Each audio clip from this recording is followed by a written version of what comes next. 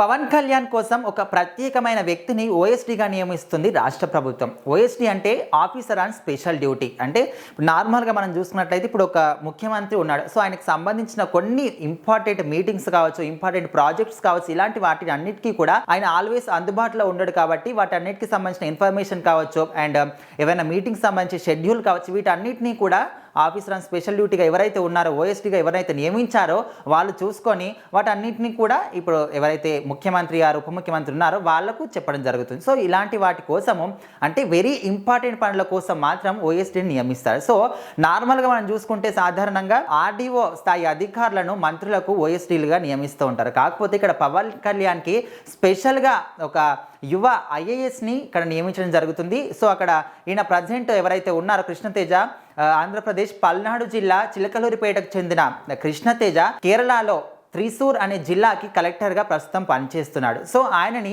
ఒక డెప్యుటేషన్ మీద రాష్ట్రానికి పంపించాలని కేంద్రానికి కూడా రాష్ట్ర ప్రభుత్వం లేఖ రాయడం జరిగింది. చంద్రబాబు నాయుడే స్వయంగా ఆయన ఒక స్పెషల్ వ్యక్తినే తీసుకొచ్చి ఓఎస్డీగా నియమించాలనే ముఖ్య ఉద్దేశంతో ఈ నిర్ణయం తీసుకున్నట్టు కూడా మనకు తెలుస్తుంది. సో మరి కృష్ణతేజ విషయానికి వస్తే ఆయన ఆంధ్రప్రదేశ్కి చెందినప్పటికీ కూడా కేరళలోని త్రిశూర్ జిల్లాకి కలెక్టర్గా పనిచేస్తున్నాడు.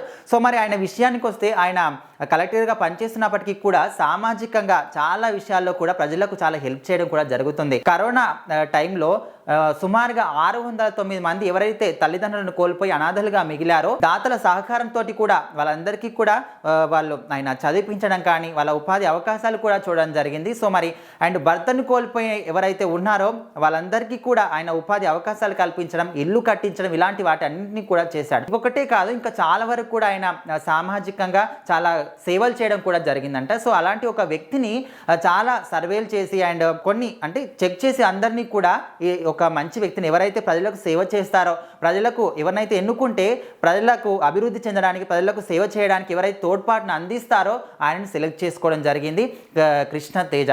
సో మరి ఇలాంటి ఒక వ్యక్తిని తీసుకొచ్చి పవన్ కళ్యాణ్కి ఓఎస్డీగా నియమిస్తున్నారంటే ఖచ్చితంగా ఆయన ఒక ప్రత్యేకమైన వ్యక్తి అని మనందరం కూడా తెలుసుకోవాలి. సో 2015 బ్యాచ్కి చెందిన ఐఏఎస్ అధికారి కృష్ణతేజ వాళ్ళ హక్కుల రక్షణ అంటే 2015లో ఆయన కలెక్టర్గా బాధ్యతలు చేపట్టాడు. సో మరి అక్కడ కేరళలో వాళ్ళ హక్కుల రక్షణకు సంబంధించి దేశంలోని అగ్రస్థానంలో కేరళని నిలబెట్టిన ఒక వ్యక్తిగా ఆయన అక్కడ నిలిచాడు. సో మరి వీటన్నిటికీ గాను బాల రక్షణ కమిషన్ ఆయనకు పురస్కారానికి కూడా ఆయన ఎంపిక చేయడం జరిగింది. సో మరి ఇలాంటి ఒక గొప్ప వ్యక్తి అయినటువంటి పవన్ కళ్యాణ్కి ఒక స్పెషల్ ఆఫీసర్గా నియమించడం అనేది రాష్ట్ర ప్రభుత్వాన్ని కూడా మనందరం కూడా ఖచ్చితంగా అభినందించాలని చెప్పుకోవాలి. సో మరి మీరేమనుకుంటున్నారు? మీ అభిప్రాయం అయితే కామెంట్ చేయండి.